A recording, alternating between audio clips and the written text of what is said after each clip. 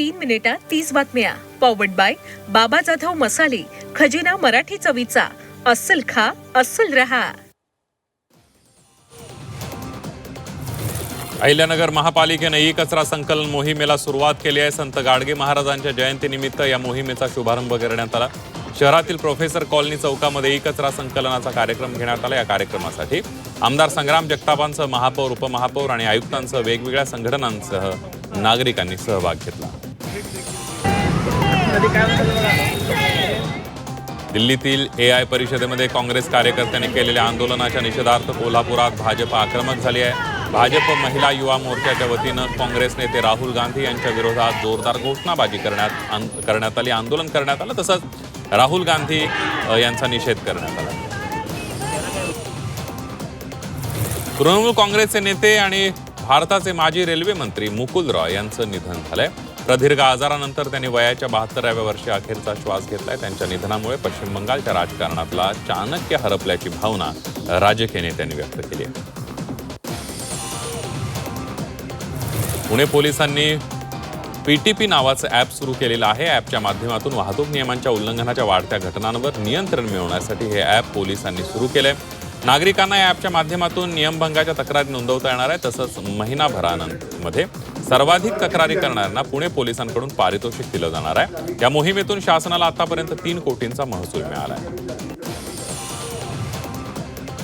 दिल्लीमध्ये अमित शहा यांनी भारतातील पहिलं सहकारी आधारित ride hailing platform Bharat taxi launch केलेलं आहे. या टॅक्सीमुळे नागरिकांना सहज प्रवास करता येणार आहे. तसंच कार्यक्रमादरम्यान शहांनी भारत टॅक्सी चालकांशी संवादही साधला.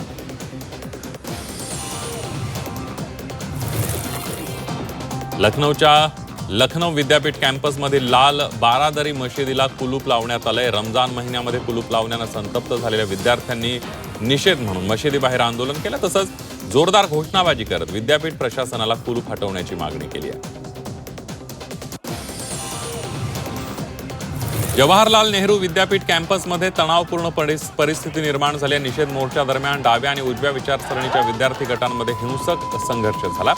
दोन्ही गटांनी एकमेकांना हिंसाचारासाठी जबाबदार धरलंय. संघर्षानंतर झालेल्या दगडफेकीत अनेक विद्यार्थी जखमी झाले.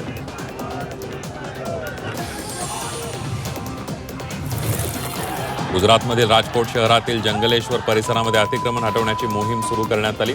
राजकोट महानगरपालिकेकडून 1489 बेकायदेशीर घरं, इमारती पाडण्यात आल्या. त्यावेळेला पोलिसांचा मोठा बंदोबस्त तैनात करण्यात आला होता.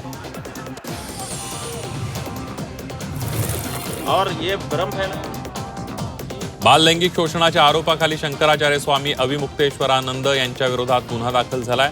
प्रयागराज पोलिसांच्या पथकानं हरदोई इथल्या पीडितेच्या कुटुंबाचा जबाब नोंदवला. दरम्यान शंकराचार्य यांची चौकशी होऊन अटक होण्याची शक्यता आहे. अमेरिकेचे राष्ट्राध्यक्ष डोनाल्ड ट्रम्प यांच्या रिसॉर्टमध्ये एका बंदूकधारी व्यक्तीनं घुसण्याचा प्रयत्न केला, मात्र सुरक्षा दलांनी त्याला वेळीच थांबवलं. फ्लोरिडाच्या मार एल लागो या खासगी रिसॉर्टमध्ये घुसण्याचा प्रयत्न झाला. त्या व्यक्तीनं सुरक्षा दलावर बंदूक रोखल्यानं सुरक्षा दलानं गोळीबार केला आणि त्यामध्ये त्याचा मृत्यू झालाय.